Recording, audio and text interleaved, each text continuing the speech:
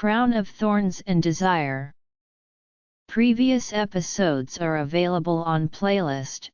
A link is given in the video description. Episode 4. Half. He never looked back because he didn't want to see her running eagerly into the thicket like a leaping deer. He didn't want to see her leaving. At that moment, it felt as if a large hand was gripping his collar, making his chest feel tight. He walked straight back to the mansion, heading for the basement. Aside from her black hair, black eyes, and yellow skin, she was just an ordinary woman, but she made him taste the bitterness of rejection. She had always kept him at bay, rejecting his seduction, rejecting his brutality. From beginning to end, he had never conquered her, even though he had conquered her body countless times. Her soul remained high above, unreachable. He had seen many noble souls, those dissenters secretly plotting against him, those spies and agents of enemy nations exposed in his hands. Their faith was so steadfast, they wouldn't tremble in the face of fear, nor show any fear in the face of death. These people, who cried out their faith before dying, cursing him with the most venomous words, he never felt any embarrassment in front of their noble souls. He laughed coldly, even feeling nothing, because they had nothing to do with him, they were just names on a red list in secret files.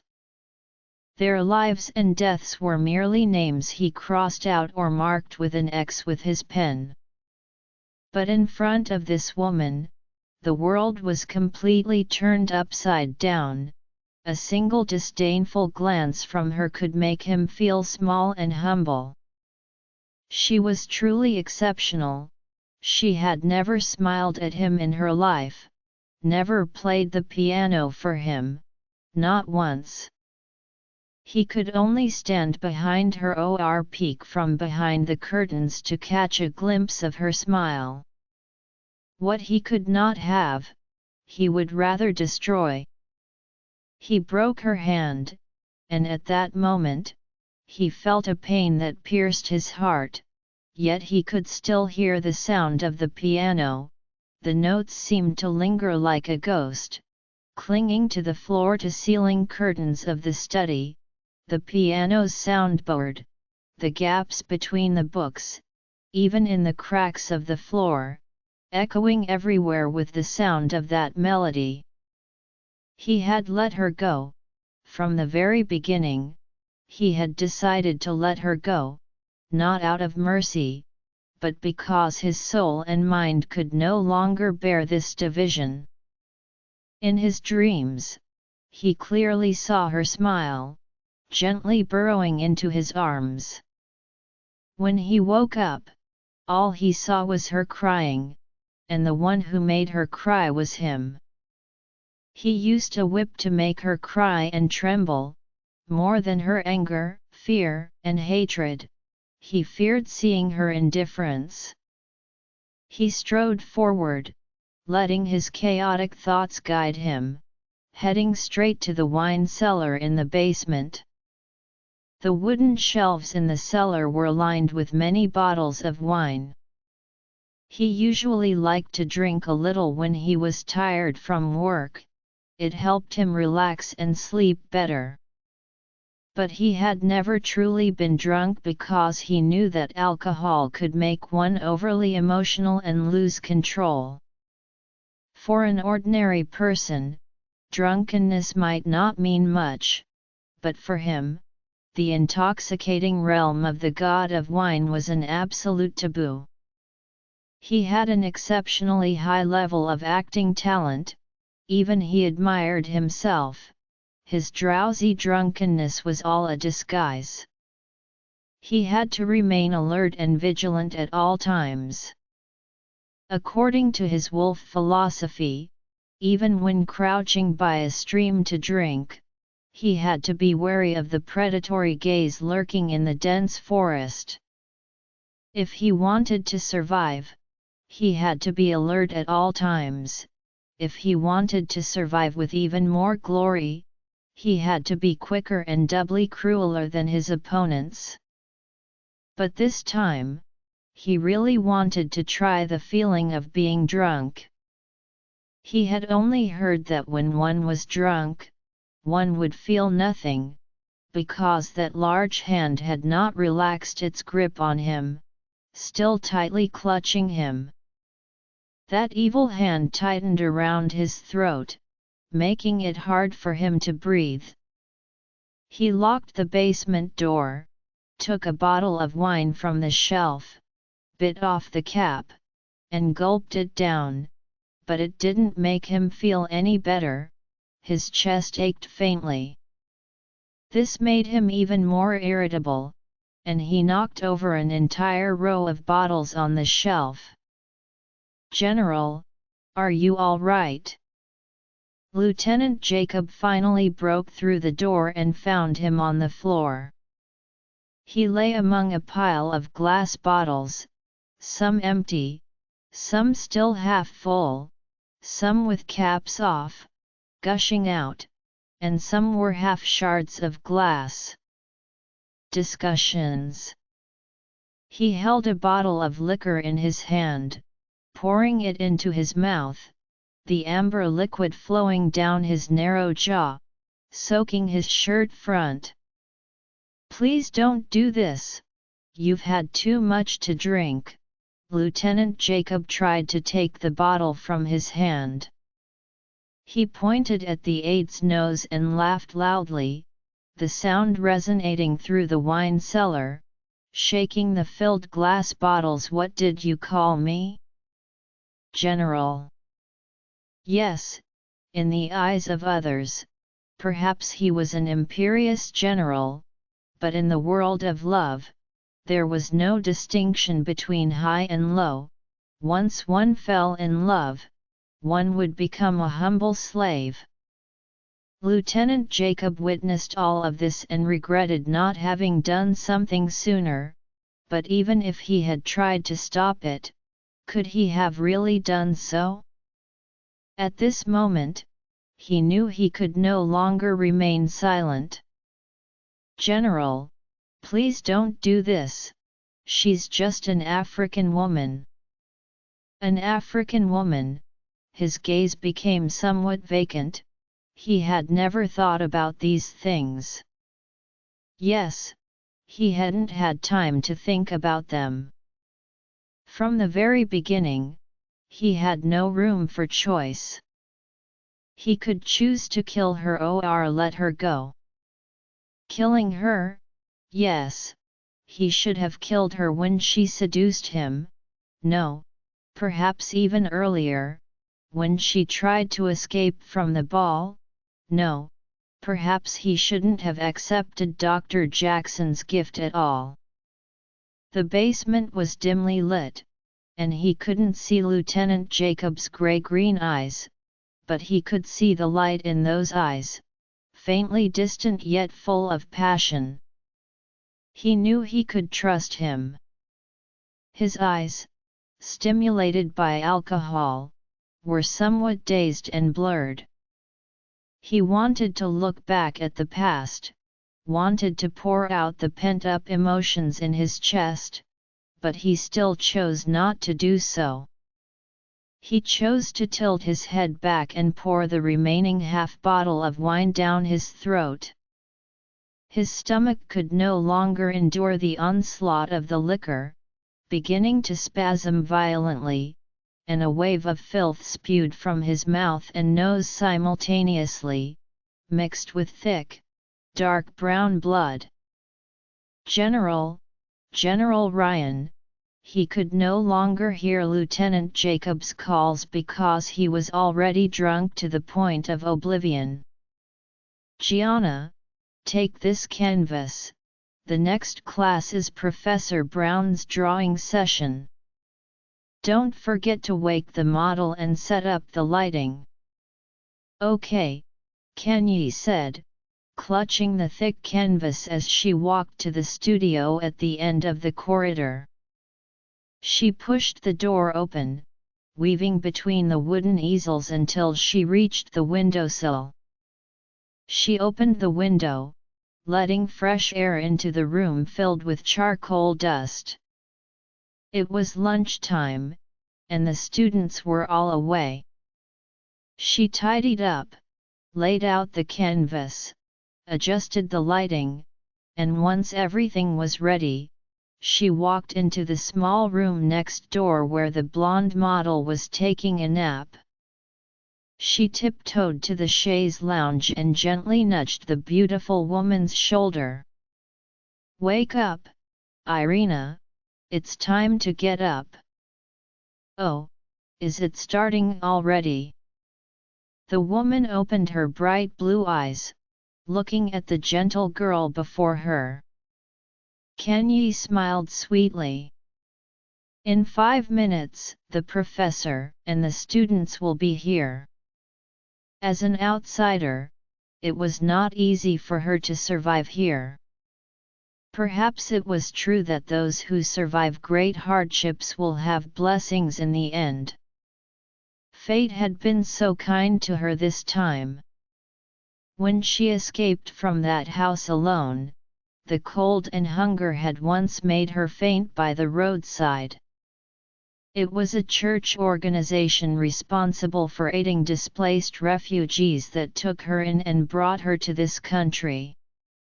Here, she even found a job, albeit as a staff member in this little-known art school, which was still a place where she could make a living. Although this country had not yet been affected by the war, the tension was rising, and the smell of gunpowder was gradually thickening in the air. This country bordered the one she had previously fled, and they were intricately connected, almost of the same lineage. This small art school on the border had little influence, but students studying art and teachers involved in it often held the most radical ideas. In class, discussions would start with Klimt's Vienna secession and quickly shift to political affairs, breaking the boundaries between teacher and student as they debated incessantly. Kenyi never participated in these discussions, she just wanted to live a quiet life. Yet, the words that frequently flashed in their conversations were like sharp needles, constantly pricking at her deeply buried pain. "They are hunting down the Jews, establishing camps, it's practically a factory for murder. The skin of those Jews is made into lampshades, their hair into cushions, their fat into soap," a frail boy exclaimed loudly, making shocking statements. Politics. Kenyi quietly absorbed everything, sweeping the wood shavings from the studio. No one here could speak with more authority on the inhumanity of the Nazis than she could.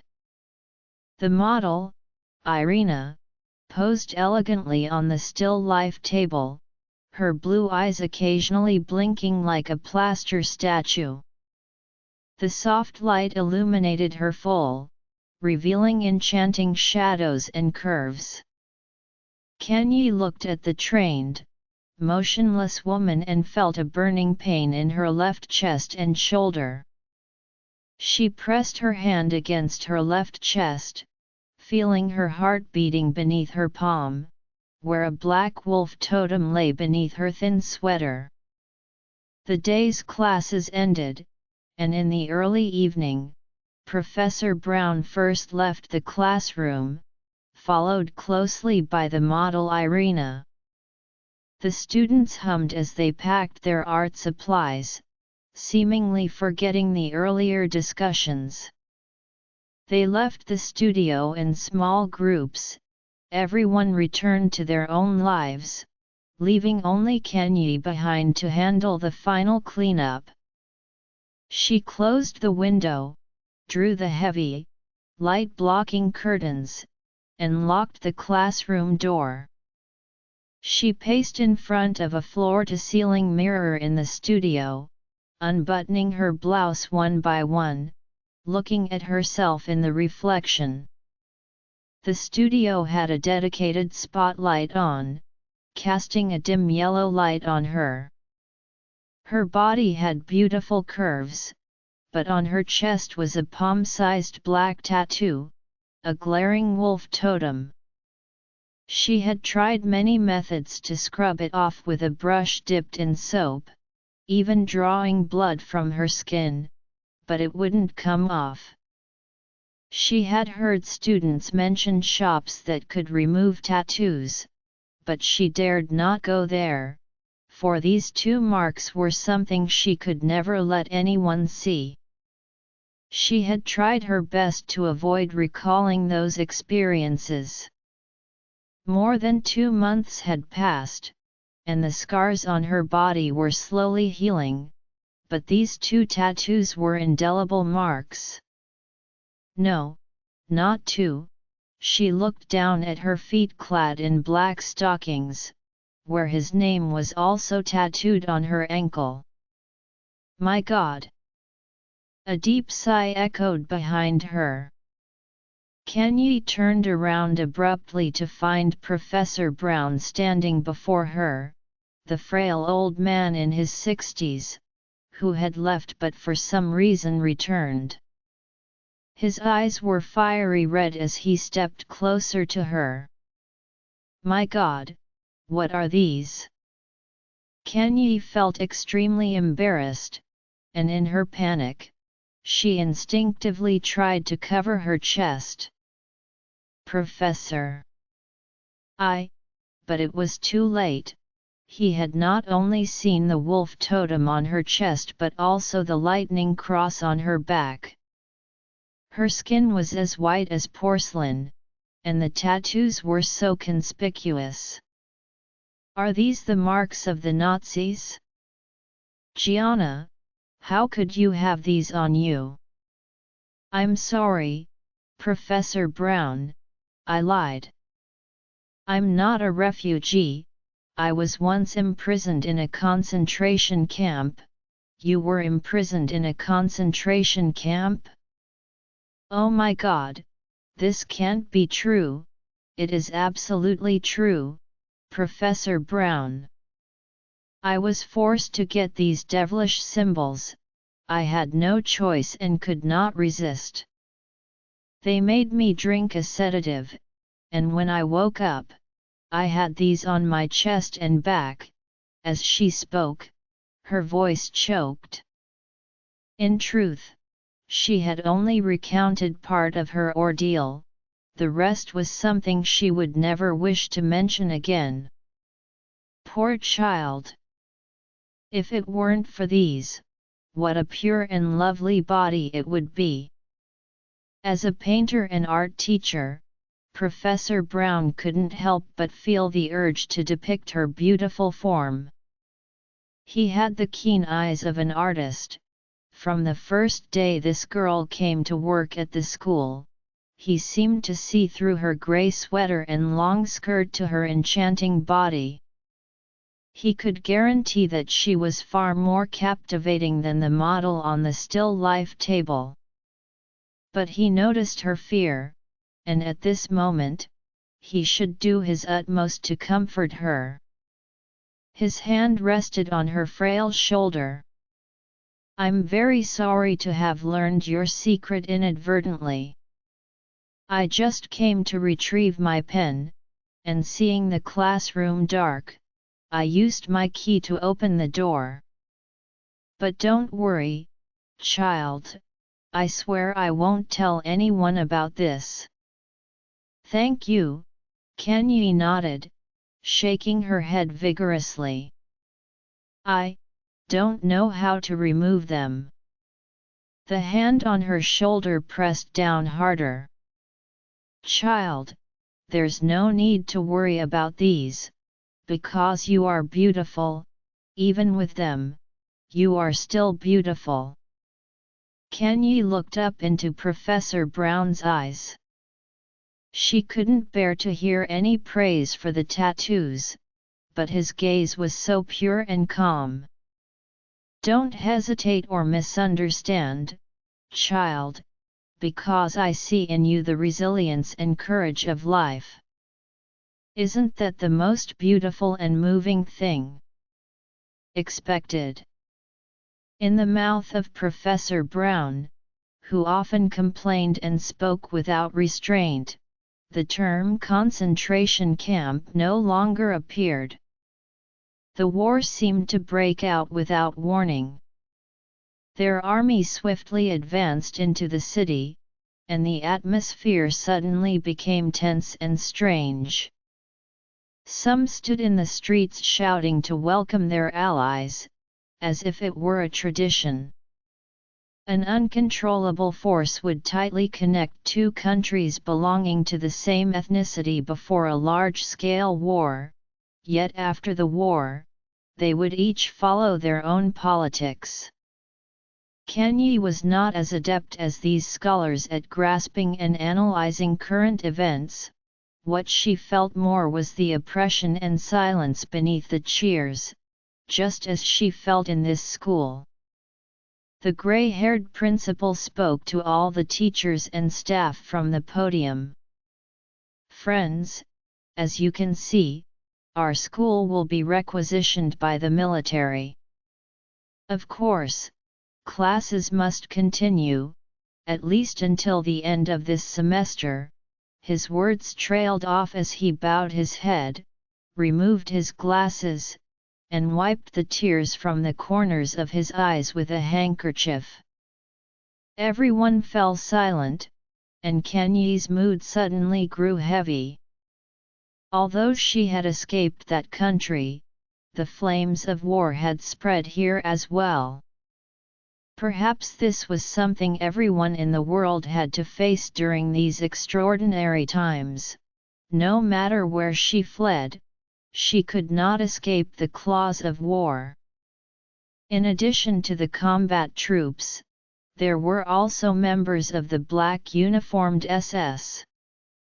The streets were lined with sentries, quickly establishing several blockades. Whenever Kanye saw those black military coats, she would shiver from head to toe. She felt like a wild rabbit, desperately dodging the shadows of these black hunters. Unless it was something particularly important, she stayed in the school dormitory. That night, she had a date. Kanye wrapped a gray-brown scarf around her face, keeping her head down as she slipped into a small tavern.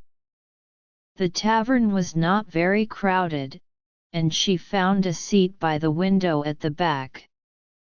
She called the waiter and ordered 2 drinks, then set down the scarf wrapped around her head, sitting quietly and waiting for a while.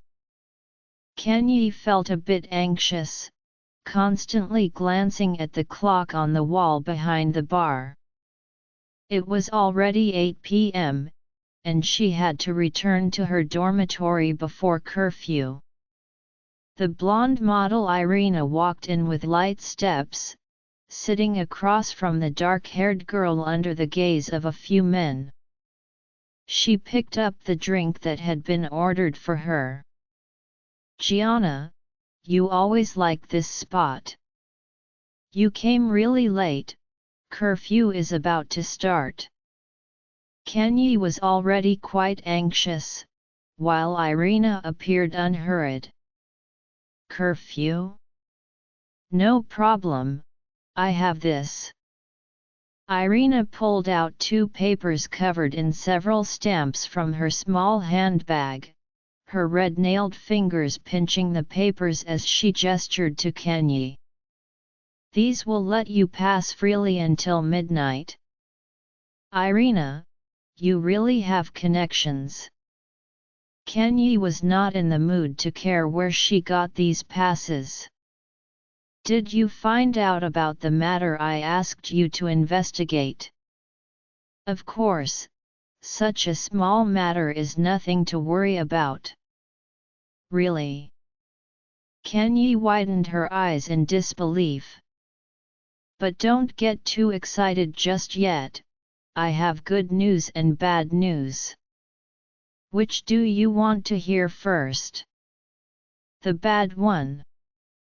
Kanye lowered her dark eyes, having long been accustomed to hearing bad news. Irina seemed a bit disheartened by her response, raising her glass and taking a sip. The Red Cross you mentioned used to have a branch here, but they evacuated before the war. Oh, Kanye replied softly, then what's the good news? I brought you someone. Irina's beautiful eyes sparkled with a smile as she looked mysteriously at the serious-faced dark-haired girl. Kanye followed Irina's gesture and noticed for the first time that a slender man was following Irina, sitting in the seat next to them. The man wore a blue suit and overcoat, his hat pulled low over his face. He slowly removed his hat. Beneath the top hat were a pair of black eyes, thin eyelids, yet the gaze was bright and spirited. The man had the same jet black hair as her. When Kanye clearly saw his face, she covered her mouth, and in an instant, tears filled her eyes. It felt as if something was blocking her throat, and she sobbed silently. His voice could only be described as frantic. Kanye, I've searched for you so hard. Victor. How could it be you? Her voice cracked slightly, and tears finally burst forth. Exhausted. Oh, what a touching scene, you two have a good chat. Irina decided not to listen to this awkward language any longer. She placed 2 tickets on the table and turned to leave with small steps. He ignored the beautiful woman leaving, stepped forward, and tightly grasped Kanye's shoulders, staring into her tear-filled eyes. I went from England to America with the instructor, intending to surprise you by visiting your school. I never expected you weren't even at school. After inquiring for a long time, I found out you weren't even in America. You withdrew from school to join the Red Cross. You came to Europe. Does my family know about this? Her shoulders ached from his grip. Family. How could I dare tell Uncle? I heard from an official of the Red Cross that you went missing while on a mission. I couldn't go there, so I had to come here, hoping to find a way to cross over, and unexpectedly found you here. Kanye, you foolish girl. Do you know what you're doing? You're a weak girl wandering in a foreign land. I really regret not listening to Uncle and going to America with you to keep an eye on you. Brother, I'm sorry. I worried you all. But is it really you? I truly never dared to think I could see you again. She threw herself into his arms, the faint scent of charcoal and ink, along with the strong beating of his heart through his suit, all belonged to Victor. She could no longer control herself and cried out loud in his embrace like a child. He had intended to continue speaking, he had so much to say to her, but the flood of tears stopped his words. He held her shoulders. She wore a black sweater, and her petite frame seemed even more fragile. He gently stroked her hair, noticing her haggard appearance and how much weight she had lost. Thankfully, she was safe, which eased his heart a little. But hearing her cry tightened his heart again, as if buried within her sobs was immense sorrow.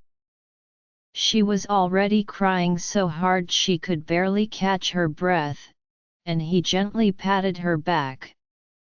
All right, Kenyi, it's okay, silly girl, brother will protect you. He used his warm thumb to wipe away her tears. You really made me worry, I'm sorry, brother, I never thought I would see you again, she repeated this as she sobbed. His dark eyebrows furrowed tighter, and his heart grew heavier.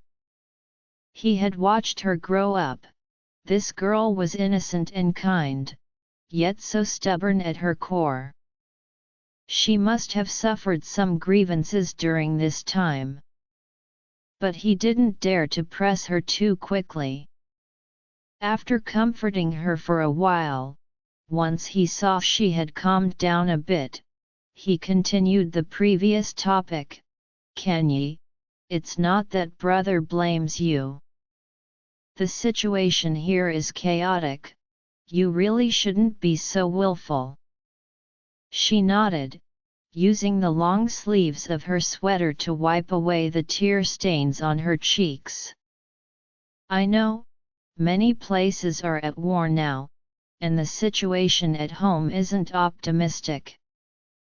Thankfully, you didn't tell the family, otherwise, father and mother would definitely worry themselves to death. He sighed softly, all right. Let's not talk about this anymore. I need to find a place to settle down first, then think of a way to return home. Fortunately, he had prepared in advance and brought some savings, enough for both of them to live temporarily and cover travel expenses. Kenyi obediently nodded, suddenly seeming to remember something. Victor, are you studying watercolor painting at the Royal Academy of Arts? He looked into her dark eyes, and when his major was mentioned, an uncontrollable emotion surged within him. Yes, watercolor, pastel, oil painting, and decorative painting. My interests are quite broad, as long as it relates to painting. I thought it was fascinating, passionately pursuing the so-called essence of art. But now it seems, during wartime, none of this is of any use. Kenyi couldn't help but sigh inwardly. She had also given up her beloved music to study medical rescue, but she didn't dare to voice it. She had once been so impulsive and naive, rashly running into a Nazi concentration camp to act as a white angel, only to be severely punished by fate, leaving her battered and exhausted. Indelible. She had once felt that living was so hopeless, so tragic.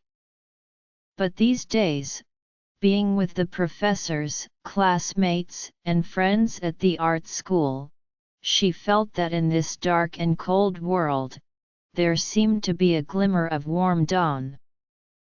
Now, miraculously, she had encountered Victor again.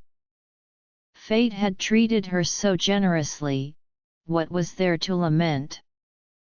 She smiled as she looked at his handsome face and those bright, obsidian-like eyes.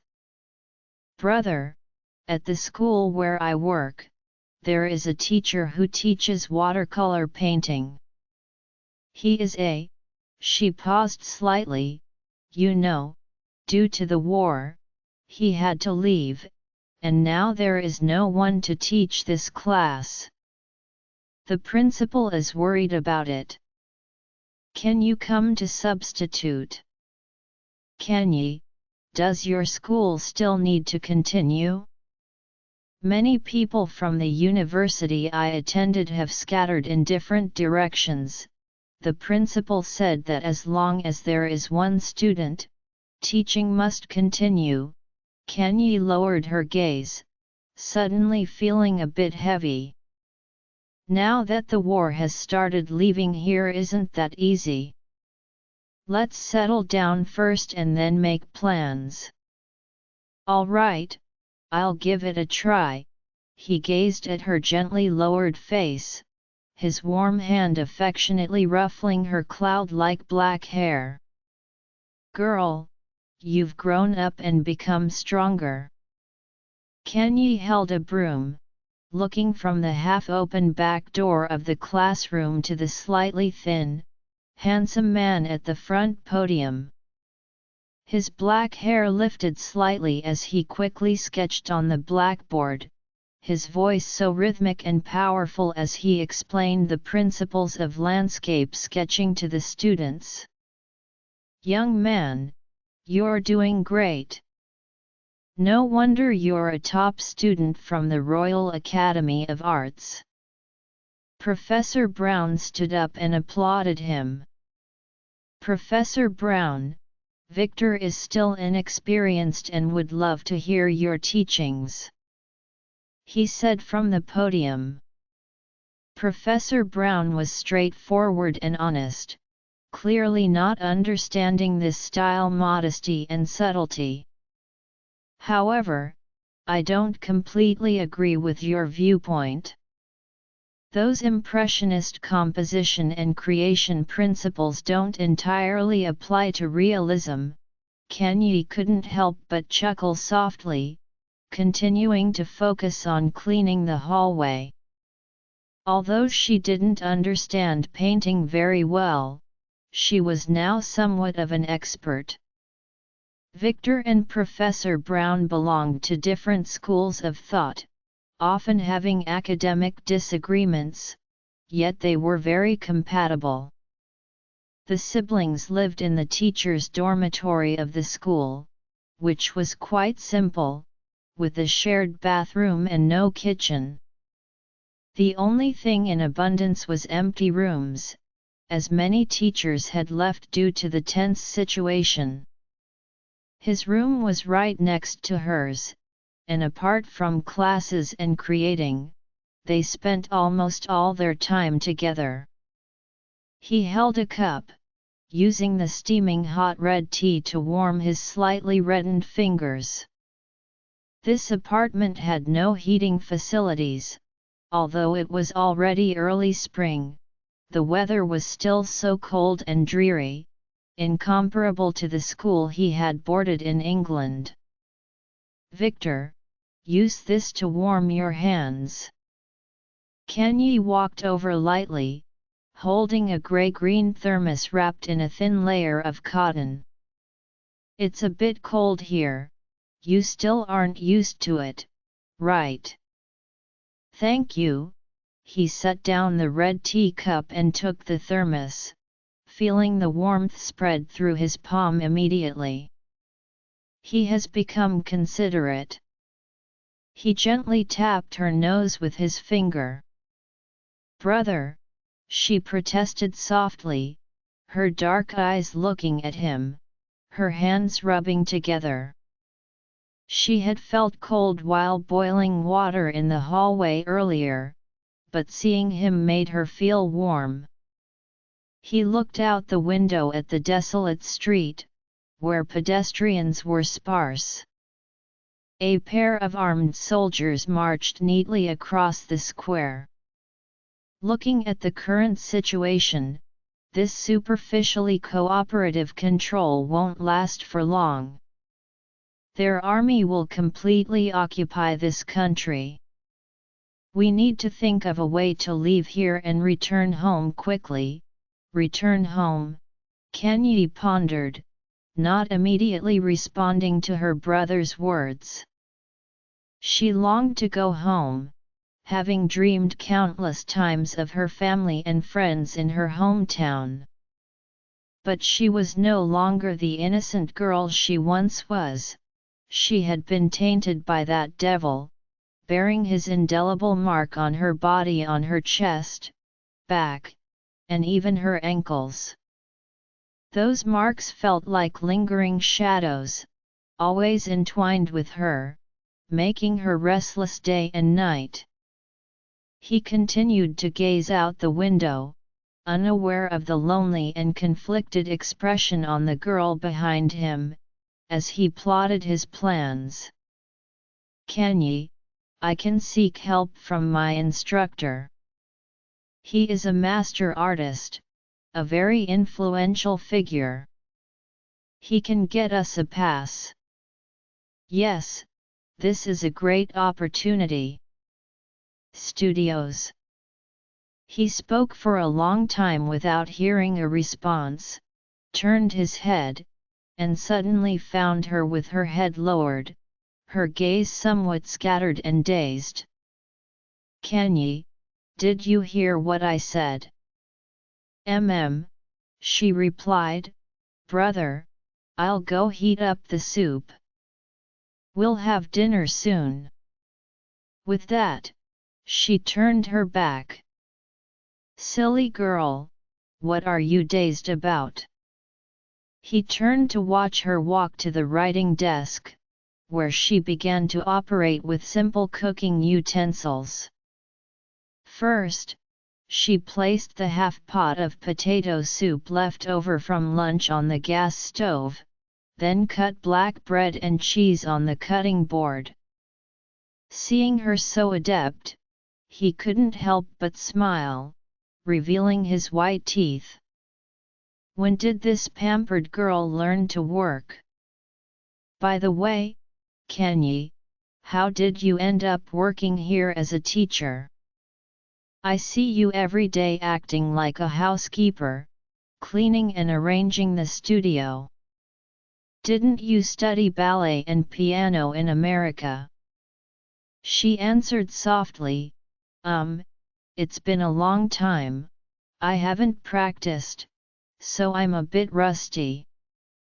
Holding a long iron spoon, she gently stirred the potato soup, which was starting to steam.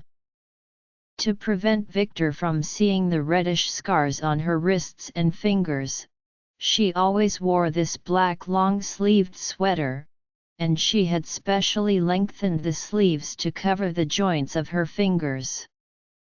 Although she had undergone surgery immediately after the injury, the scars still made her fingers move awkwardly, and she could only grip the long spoon with a few fingers. Do you remember that time we went to the capital with Uncle? Uncle took us to listen to a concert at the theater.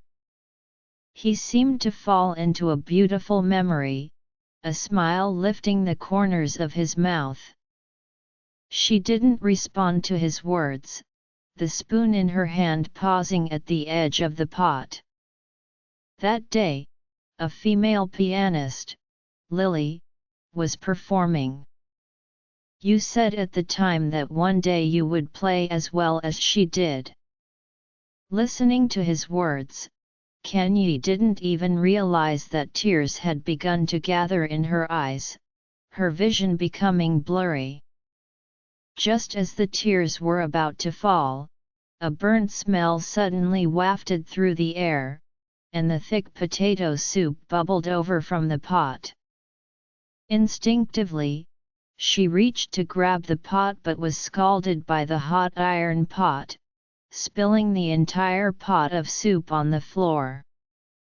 Ah! He leaped from his chair and quickly walked to her side. Did you get burned? He grasped her wrist and unceremoniously led her to the faucet to rinse it. The water washed away the potato puree from her delicate fingers, revealing some red marks from the burn. He looked at her with concern. Why are you still so clumsy? So careless? Did you hurt anywhere else?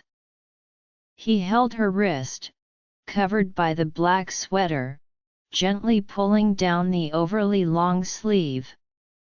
She hurriedly pulled her hand back.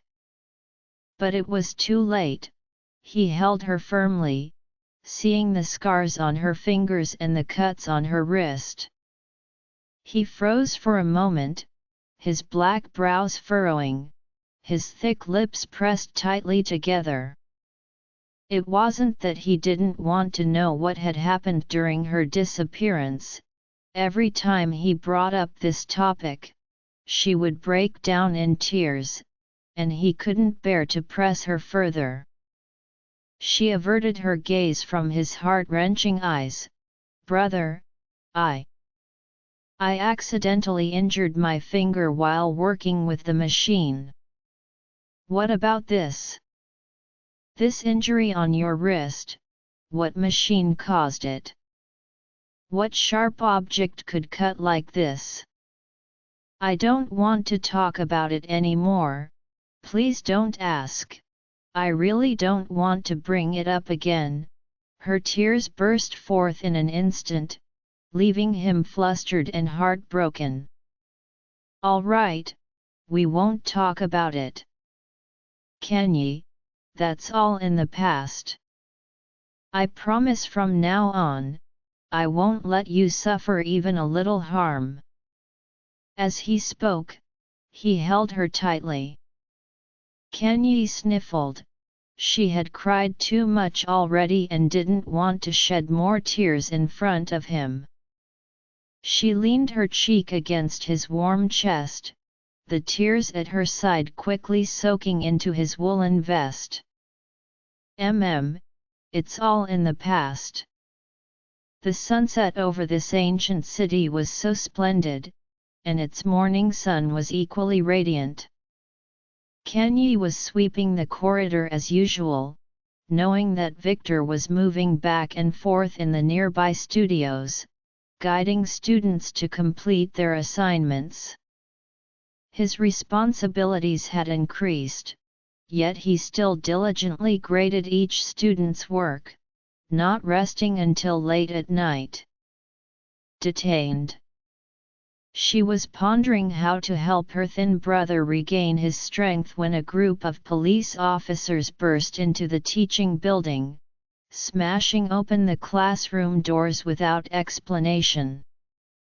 A cacophony of noise and destruction erupted from inside the classroom. Everything happened so suddenly that there was no time to react. Before long, they emerged from the classroom, kicking and hitting several people as they escorted them down the stairs. Kenyi saw with her own eyes that among those taken away by the police were Professor Brown and Victor. She didn't know where her courage came from, wanting to rush forward and reason with them, but was held back by several cleaning staff. In the bustling city district, the 7-story apartment building was rather inconspicuous. Kenyi gasped for breath as she climbed to the top floor, not bothering to rest. She pounded frantically on the closed iron door, the force of her knocks making the glass in the corridor rattle. After a long time, the iron door finally opened a crack, revealing a strand of golden hair and a pair of azure eyes. "Irina, open the door, please, hurry." Irina was surprised to see the girl outside. "Gianna? What are you doing here?" She opened the door and let the frantic dark-haired girl inside. This wasn't Kenyi's first visit to her apartment. She knew that this blonde beauty preferred a night owl's lifestyle, usually sleeping through the day unless there was a human anatomy class. "Irina! Save them! Save my brother! Save the teachers at the school! I know you must have a way." "Calm down, Gianna, I've actually heard about that incident." She handed Kenyi a glass of water, gesturing for her to drink a bit to soothe her throat, which was already somewhat hoarse. They barged into the school in broad daylight, searching and arresting people indiscriminately. All the teachers were taken away. The students said a few words, and then a conflict broke out. Many were injured, and 2 students are still unconscious in the hospital. Who did this? The SS. Irina's tone was very cautious when she mentioned this term. No, looking at their attire, they should be the security patrol. She recognized the uniforms of the SS, although she wanted to forget. The fear of that black-grey terror had already seeped into her bones. Irina patted her shoulder. Don't worry, I heard through the grapevine that the municipal official has some grievances with the principal. They have been trying to requisition the school land, but the principal has always refused. So they came up with the idea of using the military's name. But what should we do now? There is a way we can try. I heard that the official in charge is a miser. Are you saying we should bribe him? Kanye's eyes widened. But, this requires a lot of money. Irina looked somewhat troubled. Based on my experience dealing with them, those people are as greedy as insatiable wolves. Look, is this enough? Kanye said, pulling out a grey handkerchief folded into a package from her pocket. She unfolded the small package and revealed a necklace made entirely of diamonds, set on a platinum base filled with pure, sparkling diamonds. Irina could hardly believe her eyes. She had never seen so many diamonds before. Each one was genuine, especially the large teardrop-shaped diamond in the center, which was at least 10 carats.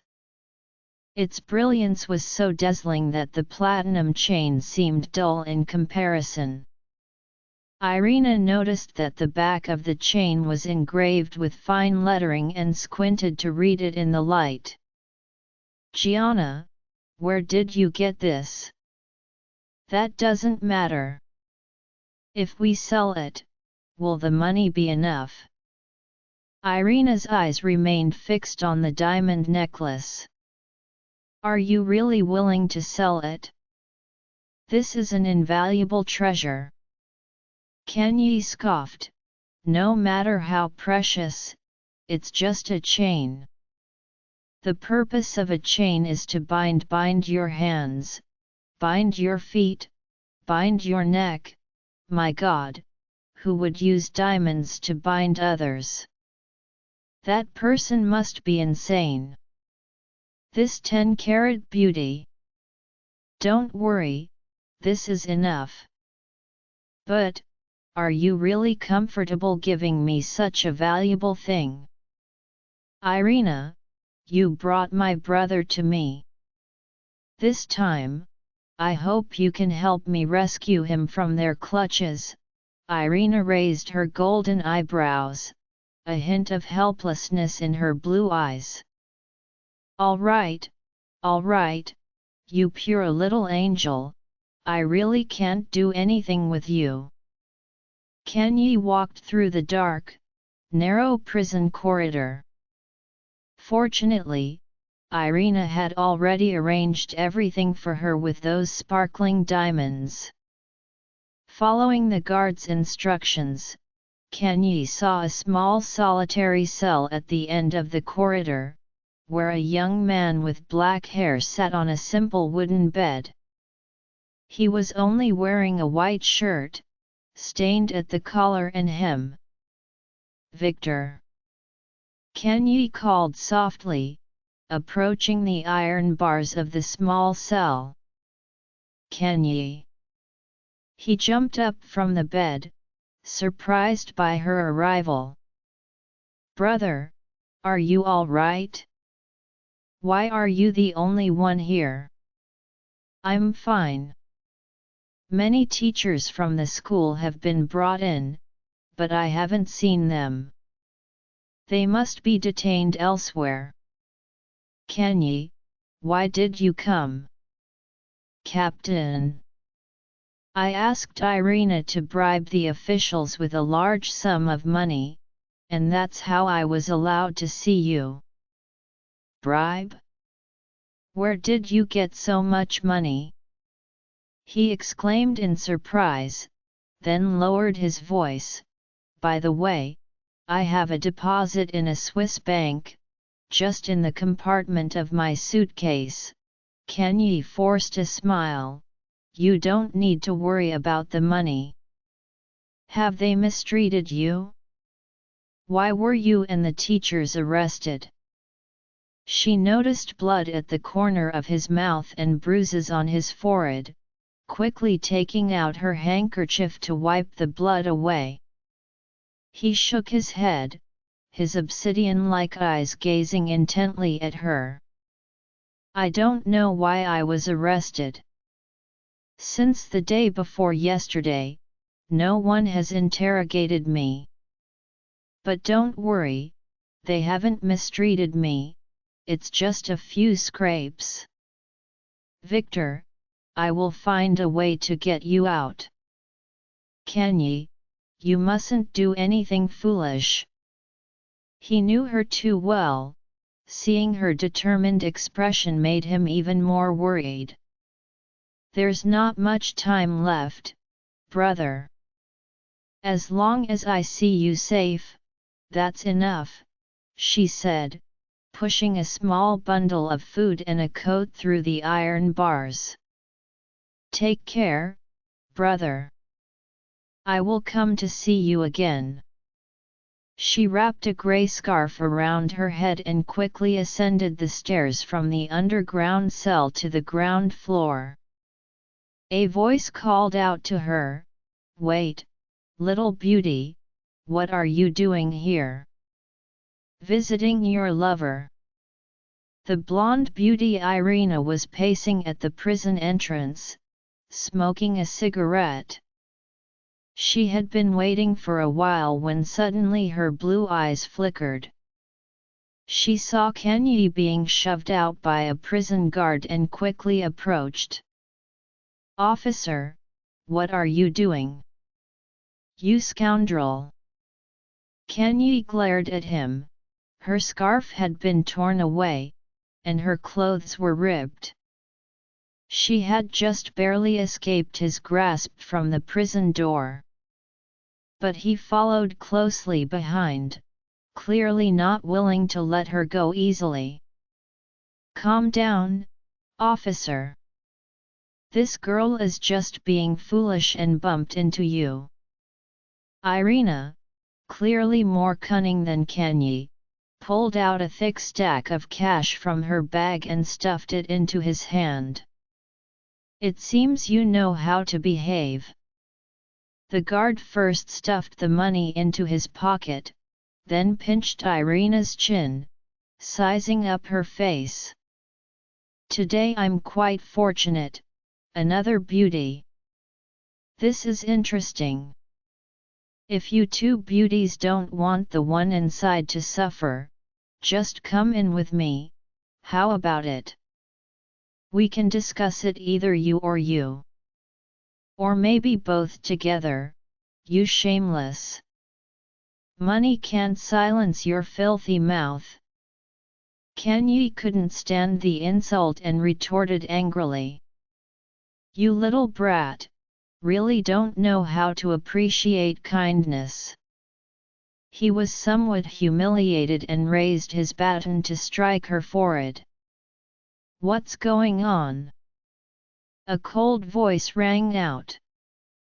A black-clad SS officer stepped out of a black Mercedes parked right at the prison entrance, as if he had come to handle some business. The argument at the entrance blocked his way. Reporting, Sir, these two women are causing trouble. The guard put away his baton and stood behind him, his previous arrogant demeanor completely gone, now resembling a fawning servant. Irina immediately sensed the change in the air and turned her attention to the slender black-clad SS officer. "Sir, that's not the case. This officer wanted to invite us to his reception room for tea, but we are very busy and don't have the time." Her hand, with long red nails, immediately climbed up his arm adorned with a white armband with red lettering. Although this man had a cold expression, he was still handsome. Kenyi also recognized the man's face. His keen gaze swept over her, and a hint of disbelief flashed in his gray-green pupils. He slightly lowered his head, sidestepping her, and said to the guard, "All right, since there's nothing going on, disperse quickly. This is not a place for tea and chat." "Yes, sir." The guard had no choice but to retreat, slinking back into the prison. "If it's your invitation, we would be very happy." Irina threw him a flirtatious glance. He seemed to treat Irina's words as mere background noise, gently pushing her hands off his arm with his gloved right hand, quickly stepping up the stairs, pushing open the door, and through the glass door. It seemed he glanced back at Kenyi before swiftly entering the hall. Since the encounter with that black-clad SS officer, Kenyi had been as if her soul had been lost. Irina thought she was frightened by that troublesome prison guard, so she took off her wool shawl and wrapped it around the shivering Kenyi, supporting her shoulders all the way back to the school dormitory. "Gianna, this time it might really be a bit troublesome. I originally thought it was just simple intimidation, but if this matter is related to the SS, then your brother and the teachers will be in danger." Irina had to voice her concerns. Kenyi stared blankly at the worn wooden floor of the dormitory. Yes, she saw it, saw his black car, she remembered his license plate number, saw his driver, his guard, and his aide, Captain Jacob. Could it be that he had also come to this city? Return. "Gianna, do you have some connection with that handsome SS captain?" Irina suddenly asked. Kenyi's dark eyelashes fluttered slightly, her head lowered even more, tears welling in her eyes. "I'm sorry, just pretend I didn't say anything." Irina patted her shoulder, feeling the frail shoulder tremble violently. "Gianna, what's wrong? Are you okay?" Kenyi sniffed, forcing a smile. "I'm fine, what were you just saying?" Irina frowned, hesitating for a long time before speaking. "I just wanted to say, since it was the SS who took them, that Captain might have a way." "Captain Jacob," Kenyi murmured, seemingly unconsciously standing up from her chair, taking stiff steps toward the door. "Gianna, where are you going?" Irina was very worried about her. "It's too stuffy in here, I want to go for a walk." Kenyi passed through the dormitory area, with Irina closely following. They arrived at the school's teaching area.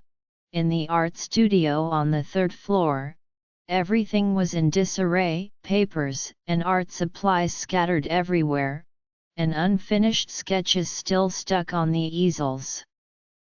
Just the day before, everything had been so orderly, but now the teachers had all been taken away, and the students had just dispersed. In the corridor of the classroom hung a religious painting of Christ bound to the cross. In the lower right corner of the painting was a scrawled name, John Brown, from Professor Brown's hand. Although it was just a demonstration piece, it was evident that the professor's sketching skills were very profound. Christ on the cross was emaciated, his expression peaceful, as if he were merely asleep. Kenyi's dark eyes suddenly brightened. She remembered a day after class when she and her brother Brown passed by this painting. He stopped, pointed at the demonstration piece and said, "Look, what Professor Brown calls realism also has its limitations. Just like Christian art does not deliberately express suffering, when nailed to the cross, it is all so calm, because this calmness highlights the nobility and greatness of Jesus Christ's sacrifice for humanity." She blinked her large black eyes and innocently asked, "But his palms clearly have nails. Being pierced by such long nails, wouldn't it hurt?" At that moment, she felt a dull pain in her own hands. "Silly girl, this is just a symbolic allegory." He smiled and ruffled her hair. Kenyi reached out to touch the painting, as if Brown's voice and smile were right in front of her.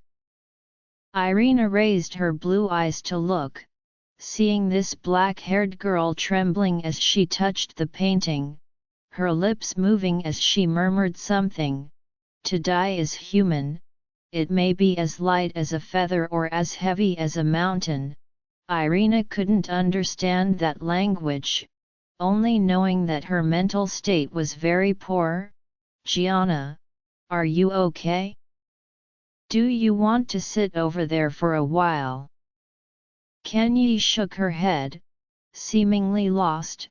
"Irina, I'm fine, there's no time left, you should go back." "I mean, I want to be alone for a while." After sending Irina away, Kenyi returned to her dormitory alone.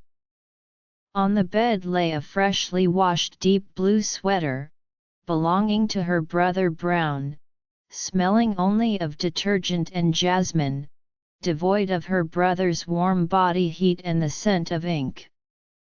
She collapsed onto the sweater, sobbing uncontrollably, her tears soaking it through. She was very scared, terrified of that black uniform, waking from nightmares countless times in the night, startled by that unfathomable darkness. She had endured so much suffering to escape from his hands, it was more due to his concession than her own luck. In fact, that day in the woods, from the moment the gunfire did not sound, she knew he had a strange affection for her. She dared not be sure, nor did she want to admit it was love. He was so cold and ruthless. He would never understand love. Even if it was love, it was obsessive, cruel, and twisted. Kenyi did not want to think about why he would fall in love with her, whether being loved by such an obsessive, mad, cold-blooded person was fortunate or unfortunate. She only wanted to know if he would, for this feeling, let go of Brown and the school teachers if she was willing to return to his side. If it were not for desperation, she would not resort to such a measure. For the sake of her loved ones, for her family and friends, she would rather be nailed to the cross. Perhaps her actions were merely a moth to the flame, unable to save them and only leading to her own demise. But she was unwilling to give up. even if there was only a 1 in 10,000 chance. Misspoken.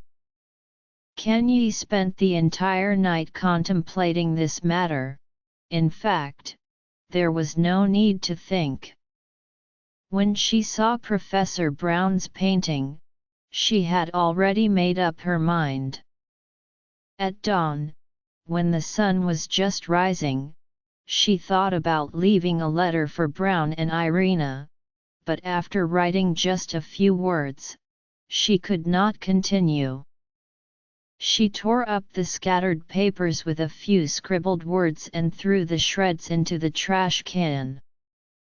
Then she seemed to remember something, quickly walked over, picked up the trash can, and emptied it in the waste area of the corridor, then returned to her dormitory, dumping all her small belongings from the drawer into the waste bin. She changed into a clean black sweater, put on a gray scarf, and slung her bag over her shoulder. Inside were the introduction letters Irina had obtained from a local gentleman to meet the municipal officials, and the remaining funds after selling a priceless diamond necklace to bribe the officials. As for Captain Jacob, she had no idea how to get past him. Early in the morning, she left the house and stood in front of the municipal building, which had been converted into a temporary command center, for almost an entire day. The introduction letter was of no use, she could only wait. But after a whole day, she still hadn't seen him. She felt a bit hungry and very cold, but these feelings were irrelevant. Today she had to wait for him. Finally, as dusk approached, she saw that black Mercedes coming from across the square, with Captain Jacob sitting in the passenger seat. Captain Jacob!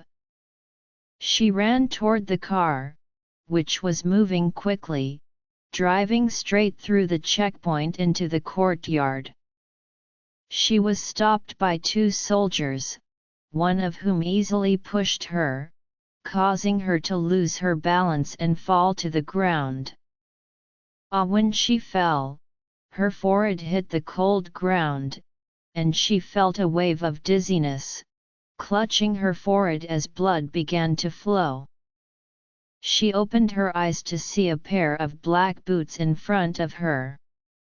He took her to an office in the building, handed her a handkerchief, and she pressed it to her forehead to stop the bleeding.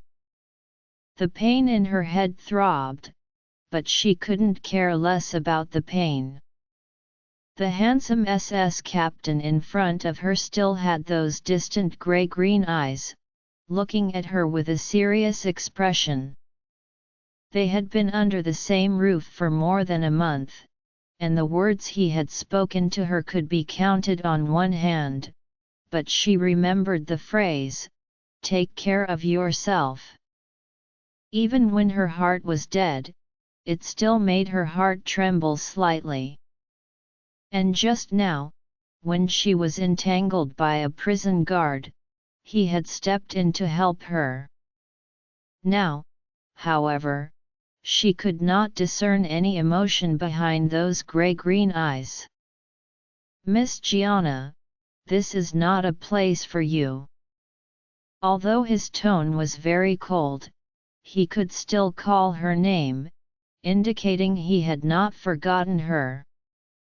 "Captain Jacob, I want to see General Ryan." The moment she mentioned that name, her voice involuntarily trembled. "See the general?" he asked back in confusion but quickly regained his stern demeanor. "Give me a reason." Kanye knew it was difficult to move him, but lying was clearly unwise. "My cousin and my friends from the art school, they have been arrested. Is it the teachers from the Starlight School?" he asked again, his tone resembling that of an interrogator. Kenyi was taken aback. Irina was right. Captain Jacob indeed knew about this matter. Yes, but please believe me, they are all innocent. I also work there, I am with them every day. Sometimes their words are a bit extreme, but they have never taken any action. Extreme words. His gaze suddenly sharpened. She knew she had misspoken in her emotional outburst. No, I didn't mean that. Captain Jacob clearly did not listen to her explanation and did not intend to pursue it further. All right, let's not talk about the university teachers. Gianna, I can tell you clearly, I cannot take you to see him. You should go back. But Captain, enough, this is not a place for you. Leave immediately, the farther the better. His tone was so severe that Kenyi knew she had failed. Perhaps she had misunderstood his intentions at the time, or perhaps he had changed his mind. Now, from those eyes, she saw no sympathy or compassion. She should have known that this matter concerned their interests, and they would not yield an inch in the face of interests. What was she worth? She had nothing to bargain with them. She had done something foolish, something more foolish than bribing that greedy municipal official or sleeping with that despicable prison guard. Security. Captain Jacob was already standing in front of her, gesturing for her to leave. She sat stiffly in the chair, tears streaming down her face. The handkerchief he had just given her was already used to wipe her tears. Her helpless and desperate tears kept falling, and the handkerchief was completely soaked. Seemingly ignoring Captain Jacob's words to drive her away, her gaze became deep, staring straight out the window. The sun was about to set, and the remnants of the sun on the horizon were as red as blood. Kenyi did not know if there would still be a sunrise after this long, dark night. Jacob, what about that list I wanted? The office door was suddenly pushed open, and the newcomer did not knock. His voice was initially filled with anger, but when his gaze met the black-haired, black-eyed girl sitting in that black chair, it immediately froze. His ice blue eyes twitched slightly, and he quickly lowered his head, letting the black brim of his hat shield his view. His hand lightly rested on the door, but his nails almost dug into the wooden door. He remained silent for a long time before finally speaking, "Send it to my office." After saying this, his foot had not fully entered the room before he turned and left. Captain Jacob hesitated for 2 seconds in place. His superior's instructions had been ambiguous. He didn't know if he wanted that list or this girl. He walked to the file cabinet, took out a manila envelope from the top shelf, pulled out the paper inside, confirmed it, then stuffed it back in, walking to Kenyi, who had already fused with the wooden chair, gently patting her stiff shoulder. "Please, Miss Gianna." She wore a black, coarse knit sweater and a grey-brown patterned woolen skirt. Her legs were tightly pressed together, and she sat up straight, trying her best to maintain a proper posture. Her smooth, silky black hair was pinned back with a brown bow clip, making her appear even more frail. Although the current fashion favored black and neutral tones, her outfit was too dull and did not match her youthful age. She was very young, yet not glamorous, nor was she sweet and charming. Her face was shaped like a pointed melon seed, slightly pale, with lips lacking color, but the beautiful curve of her lip line could not be concealed. Her large eyes, distinctly black and white, had long eyelashes that fluttered rapidly, perhaps due to her inner tension. Her chest rose and fell increasingly, and in the quiet room, her faint gasps could be heard, clearly indicating that her nerves were gradually being strained by the oppressive silence. He shifted his gaze away from her and glanced out the office window. The sun was about to set, and the fiery red sunset painted half the sky. The last rays of evening glow filtered through the glass, illuminating her. The rosy light finally brought a hint of color to her pale face. "I heard from Jacob that you wanted to see me," he said. Kenyi did not respond. The frequency of her blinking increased, as if she were trying to organize her thoughts on how to answer his question. He could see that it was not just her black eyes that were trembling, her whole body was shaking. So he coldly chuckled and continued, "Well, now you've seen me."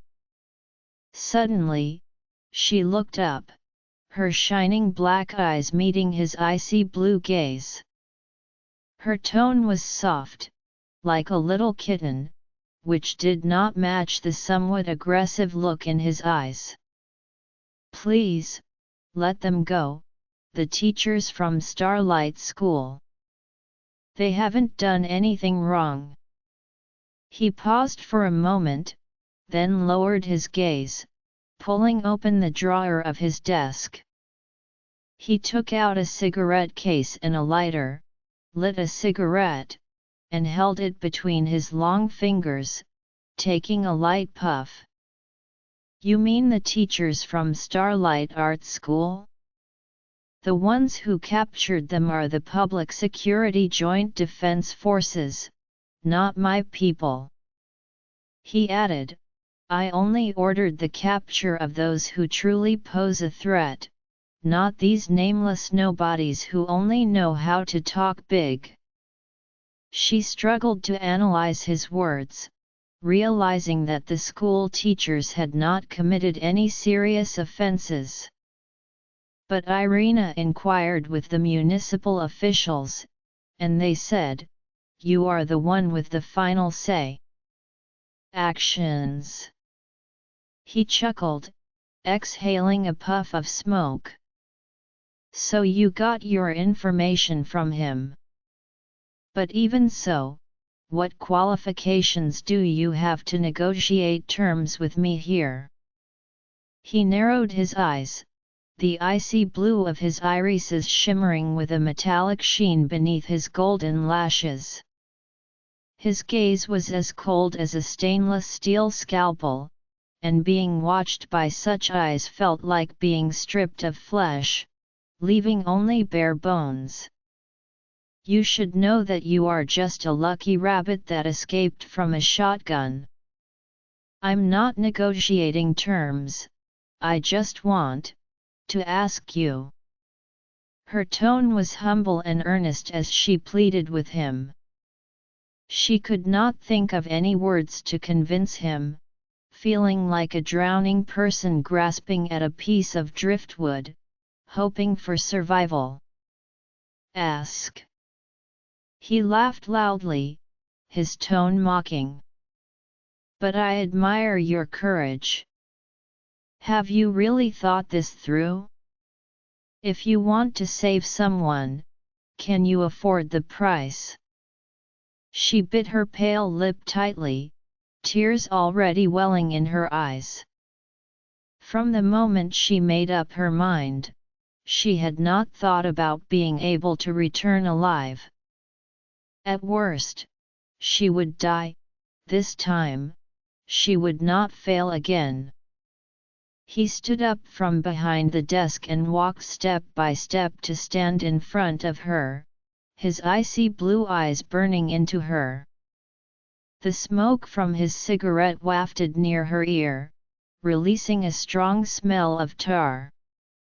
His voice echoed in her ear, "Then, from now on, your life is mine, until the moment I decide to end it." Her eyes trembled violently. Although she had anticipated that the outcome might be like this, and it was the best result, she still feared the long-lost, wolf-like glint in his eyes as he toyed with his prey. This time, falling into his hands was far worse than before. Her life was entirely in his control, and she could not even choose death. Although she did not know what role he played in the military, she was well aware of the dark, all-encompassing reach he wielded. He could release them or send them to their deaths at any moment. He took a deep drag from the cigarette and exhaled slowly. Fate is truly unpredictable. This little one has thrown herself into the net. But don't worry, this time, I won't let you, this cunning little rabbit, slip away again. Kanye forced herself to appear calm, looking out the glass window. The black night had already swallowed the last glimmer of the setting sun. Her fate was once again in his hands. This path was one she had chosen herself. Suddenly, she hated that painting, a forgery. When Christ was nailed to the cross, he could not possibly be that calm. He must have endured unbearable pain, screaming and desperately accusing, yet he was still willing to sacrifice himself to save others. She nodded, not realizing that the light in her eyes was as brave and fearless as a martyr before execution. Her resolute demeanor made him suddenly chuckle lightly. He extinguished the cigarette and slowly extended his arm toward her, his long index finger about to brush across her forehead. She instinctively shrank back, avoiding his finger. The forced calmness in her dark eyes vanished, replaced by a look of fear and avoidance. His hand halted in mid-air, stinging as if it had been stung by a bee. In truth, he had no other intention. He merely wanted to slightly part her black hair to see her dark eyes more clearly. He suppressed his smile, fully aware that his smile appeared so ferocious in her eyes. He turned back to his seat, picked up the neatly arranged leather document folder on the desk, and pulled out several sheets of paper. "The teachers from Starlight Art School, are they your friends?" He quickly flipped through the stack of papers, selecting one. "Tell me, who do you want to save?" Kanye could hardly believe he would agree so readily. Biting her lower lip, she stared at him but remained silent for a long time. He set the list down, his long hands crossed in front of his narrow jaw, his chilling gaze sweeping over her face. A woman's thoughts are truly inscrutable. "I have thousands of names here, I wonder which one is your beloved." Kanye lowered her gaze, staring at the paper on the table. Finally, she mechanically began to name the teachers one by one. She could not be sure if he truly intended to release them, nor did she know if her actions would bring them fortune or disaster. Frail. He also lowered his gaze, searching the papers for the names she mentioned, then lightly circled them with his fountain pen. After she named a few, her lips trembled as she said, "John Brown." His hand suddenly stopped, his eyes blinking rapidly. This was a purplish-red name, indicating he was a dissident, a bomb filled with hostility buried in the crowd, ready to explode at any moment. There were many such people, and if it weren't for this special incident, he would not have been included in the A-list for arrest. This name had another special feature: it was marked with a cross. Before Captain Jacob delivered it, it had already been crossed out in red ink. He instinctively pulled the paper closer to himself. John Brown. Kanye saw that the pen in his hand had not moved and repeated it in fear. He slightly furrowed his brow, holding the pen and lightly tracing it on the paper, coldly saying, "Next." Seeing his action, Kanye continued to name the next teacher. There were a total of 12 teachers who had been captured, including her brother. He clearly did not notice anything different about this man's name and continued coldly, "Next." Kanye remained silent. She had already named all 12 individuals. They were not all full-time teachers, some were part-time teachers invited by the principal, yet they were also unfortunate to be captured without reason while teaching that day.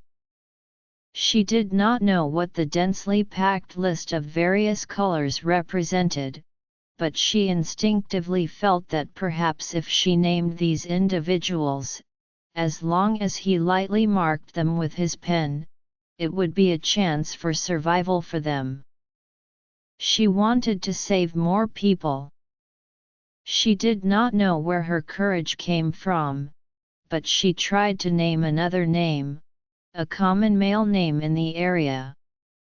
He searched through the papers and finally found a name near the bottom of the page, quickly circling it. Kanye's eyes widened in surprise. She was secretly delighted that she had actually saved someone. This boosted her confidence, and she even forgot her fear. Then she tried to name a female name, the most common name for local girls, Maria. This time, he flipped through the papers back and forth. She saw his brow slightly furrowing, clearly not finding the name immediately. She suddenly became anxious, her palms sweating. She heard him ask her, "Is it Giovanna Maria? Or Boscolo Maria?" "Giovanna Maria." She dared not show any hesitation and immediately answered in fear. She did not dare to continue. If he discovered she was trying to deceive him, it would all be in vain. So she swallowed hard and decisively said, "That's all." "Are you sure that's all?" He raised his icy blue eyes to look at her, a faint smile appearing on his lips. "Yes." She nodded slightly, burying her head lower. He placed the paper on the table and picked up the telephone receiver. "Anna, have Captain Jacob come to my office." In less than a minute, Captain Jacob appeared before him. He pointed at the revised list. "Jacob, check the backgrounds of these people," he said, gently pushing the 2 sheets of paper across the smooth surface of the desk to Jacob. He continued, "If there are no issues, let them go." "Understood," Captain Jacob replied crisply. Kanye stared wide-eyed at the list as it slid from one side of the table to the other. She wanted to see the names clearly, but their habit was to keep the back of the documents facing up. She could only vaguely see red and green letters inside, with green being the majority. Captain Jacob quickly picked up the list from the table, his gray-green eyes scanning it swiftly, holding it tightly in his hand, equally inscrutable. "I have official business to attend to. You wait for me in the reception room outside, it won't be long." He glanced at the wall clock, "about until 9 o'clock tonight. Jacob, have Anna bring some food." "Okay, I'll arrange it right away." Captain Jacob nodded slightly to him, walked to her side, and gestured for her to follow. Captain Jacob led her to the reception room outside. Before long, a tall woman in military uniform entered with a sweet blonde girl in a white chef's coat. The sweet blonde girl smiled at her. "Miss Gianna, here is your dinner. Please enjoy." She carefully lifted the lid for and then took the chef to deliver another portion to the inner room. The meal was not lavish but was exquisite: steak, mashed potatoes, a bit of pasta, and wheat bread. She had not eaten a single bite since morning, to be precise, since the afternoon before, but she could not eat at all. In the reception room, she saw people coming and going in the corridor outside. Although it was already 7 p.m., the dining hour, they showed no signs of leaving work. When the blonde secretary Anna left, she did not close the door tightly. Through the narrow gap of the office door, an icy blue gaze watched her for a long time. She quietly sat on the bench in the reception room, mostly staring blankly at the corridor outside. Her eyes occasionally darted to the wall clock, and each time she looked, her frail shoulders seemed to tremble. The food on the table beside her remained untouched, the lid still open, and the food on the desk in the inner office was the same, not even opened. Attic room. At 9 o'clock, not a second late, when the hands of the wall clock passed the hour, he came out from the inner room. Seeing his figure, she, who had been curled up on the long bench, immediately straightened up. His gaze swept over the food on the coffee table beside her. It had already gone cold and remained untouched. He said coldly, "Let's go." Then he bent down, hooked her handbag with his finger, holding the soft dark red leather bag in one hand, and turned to walk out of the reception room. She silently got up from the bench, adjusted her woolen skirt, and buried her head, following behind him. He took her to the car, letting her sit in the passenger seat, not using his driver, and started the car himself. She looked around, confused, and asked, "Where are you taking me?" Her words betrayed her nervousness and fear. "You don't need to know," he replied in a low voice, driving out of the government building's courtyard, circling around the dimly lit square, and turning onto the long, dark avenue. "Isn't that how it is? Everything is under his control, and she can only helplessly accept it." Kanye self-mockingly thought, sinking into the leather seat. However, this time she was wrong. The reason he didn't answer her was not to dominate her, but because he himself didn't know where to go. He drove quickly along the sparsely lit street, the night wind blowing in through the open car window. She shivered slightly from the cold wind. He didn't roll up the window for her but suddenly seemed to remember something and said, "This city is cold, spring comes late. I have a manor by the Rhine in Basel, filled with cherry trees. A few days ago, I received a letter from my steward, Martin. It is already spring there."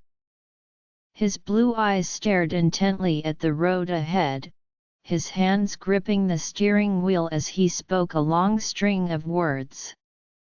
Just listening to his tone, it was as if they were meeting for the first time, as if she were a beautiful girl he had just met at a ball, and he was merely a gentleman driving her home after the event, casually chatting. When he finished speaking, there was no response except for the howling wind rushing in through the car window. He finally lifted his head, glancing at the rear-view mirror, where her pale face was reflected. He fell silent for a long time, his tone no longer light, as if something was stuck in his throat. "Sometimes, I wish it could always be like this, never stopping. But whether brief or long, fate always has its end."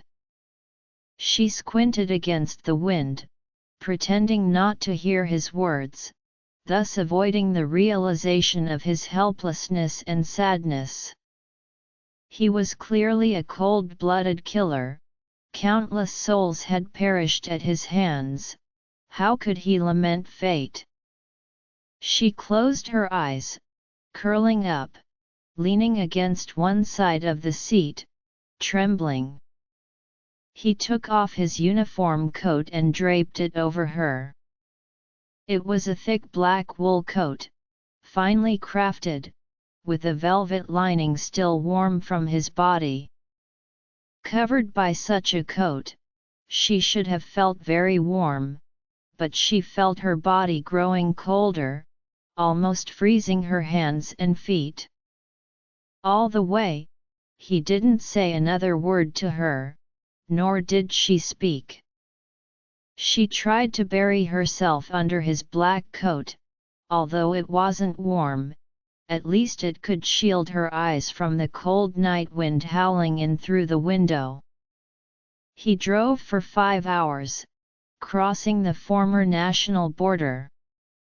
At 2 o'clock in the morning, they finally arrived at his residence. The guards were clearly unprepared. He had to get out of the car himself to let the responsible officer see that it was him. He climbed back into the driver's seat and drove the car to the front of the house. He got out first, opened the car door for her, lifted the black coat covering her, but didn't put it on himself. He just shook it off and draped it over his arm. "Wake up! Get out!" She opened her slightly dazed eyes. In fact, she hadn't really slept during the journey.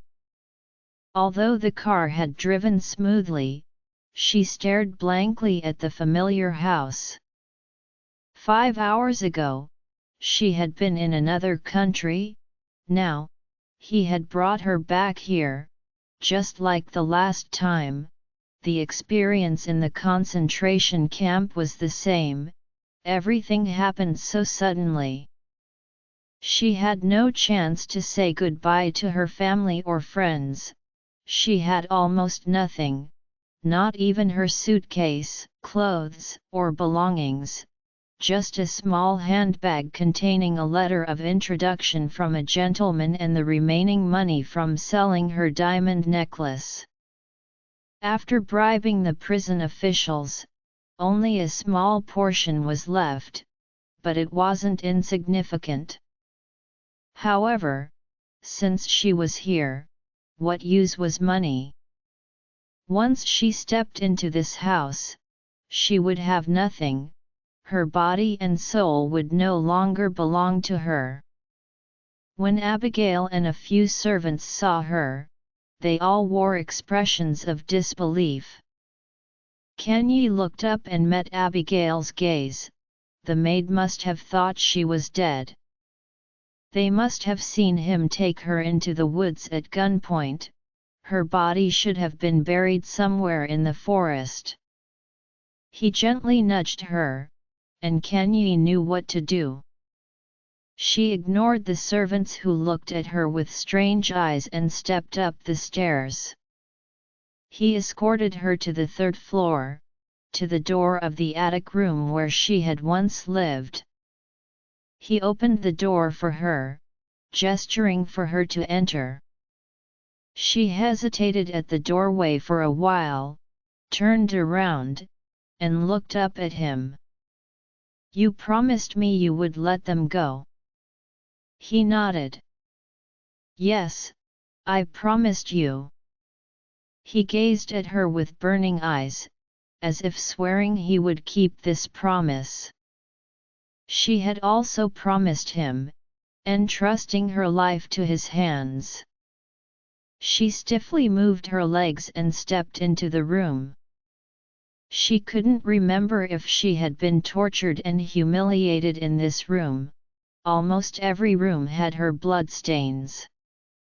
Now the room was cleaned up, showing no signs of those gruesome marks, but every scar on her body seemed to be awakened, screaming in agony. He sat in a chair, his ice blue eyes quietly watching her. She stood alone in the center of the room, suddenly bursting into tears, silent tears streaming down her cheeks.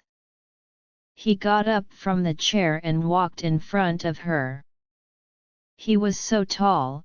As she cried, she buried her head low, her frail body barely reaching his chest.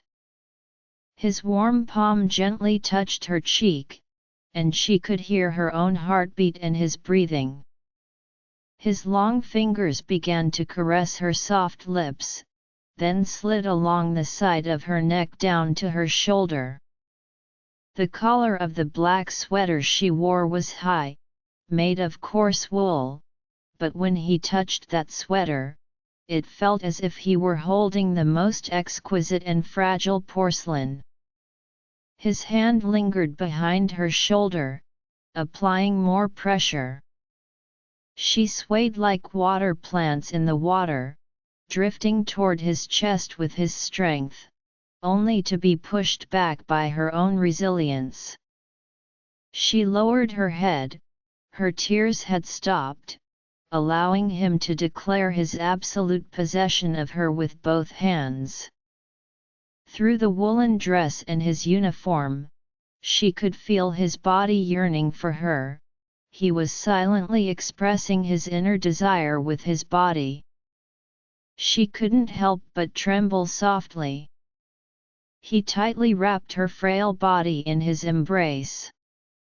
In an instant, he released her, politely nodded to her, and then hurriedly left, as if there was something urgent he needed to attend to. As his footsteps left the room, she hurried to close the door, keeping him out. Her body had been breached by him countless times, but the door to her heart remained forever closed, fortified and indestructible. Now, she didn't understand why he no longer touched her body. His fingers gently tapped on the door, and her heart trembled violently at the thud-thud of the knocking. "Good night," he said to her from outside the door. Kanye stood there in a daze, unsure of what he intended to do to her. This unknown fear was even more suffocating. She instinctively looked out through the tall window and saw his tall figure walking straight into the courtyard, climbing into the driver's seat of the car and starting the engine again. The guards opened the gate for him, and the car lights disappeared into the dark night. Staring at the endless darkness, Kanye felt even more lost and helpless. Although she didn't know where he had gone, his departure meant she was temporarily safe. However, she didn't want to stay in this room any longer. She felt she was more suited to live in the basement, where her heart felt relatively more secure. Kanye tiptoed down the stairs, gently pushed open the iron door to the basement. The door was not locked. She instinctively covered her nose with her hand to block the musty smell, but the sight before her astonished her. The entire room had been thoroughly cleaned, with no clutter, no dust, no cobwebs. Everything was neat and tidy. The lighting was no longer dim and obscure but replaced with bright incandescent lights. The only thing that hadn't changed was the bed made of a door panel and iron frame against the wall.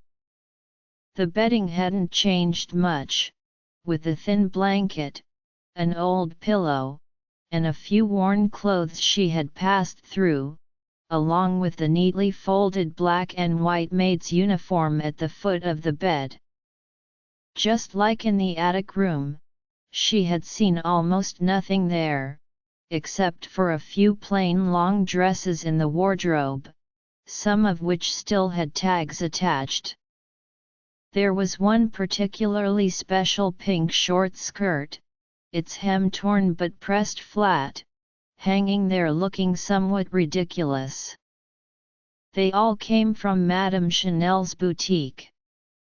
Thinking of those, seeing these, Kanye sat on the combined bed. A surge of indescribable emotions welled up in her heart, but when her gaze fell on the low half-window, she immediately cooled down. Early in the morning, Kanye went to the bathroom, picked up a bucket of water, and began to kneel on the floor to clean it. Abigail suddenly appeared at the top of the stairs and quietly asked, "Are you human or a ghost?" "Of course, I'm human." Kanye raised her head and wiped the sweat from her forehead. Abigail, a bit flustered, ran down the stairs and took a good look at the young, beautiful girl with black hair and black eyes in front of her. "Oh my God, you really are alive. But why did you come back here?" "I have a request for him." Kanye smiled at her with her dark eyes, giving a very simple answer. "My God, this world must be crazy." Abigail shook her head and walked back up the stairs. "This world must be crazy." Kanye murmured Abigail's words, burying her head to continue scrubbing the floor. The day passed quietly and fulfillingly. Kanye worked tirelessly like a diligent servant, scrubbing the floors, cleaning the rooms, and washing clothes. She had become quite skilled at it, while Abigail always watched her with a scrutinizing gaze but did not interrupt her. After a whole day of work, Kanye was finally ready to go to bed near midnight. From the basement window, she saw a black car pass the guard post and drive into the yard. This time, it was the driver who got out of the car and walked straight toward the house. The nerves she had finally managed to relax began to tighten again. She seemed to hear him enter the door, followed by the thud-thud sound of his boots on the floor. It seemed he went upstairs and then downstairs, the footsteps growing clearer. "Are you going to stay here?" Join our Facebook and WhatsApp group for more updates, link is given in description. Rest audiobook will be continued in next episode.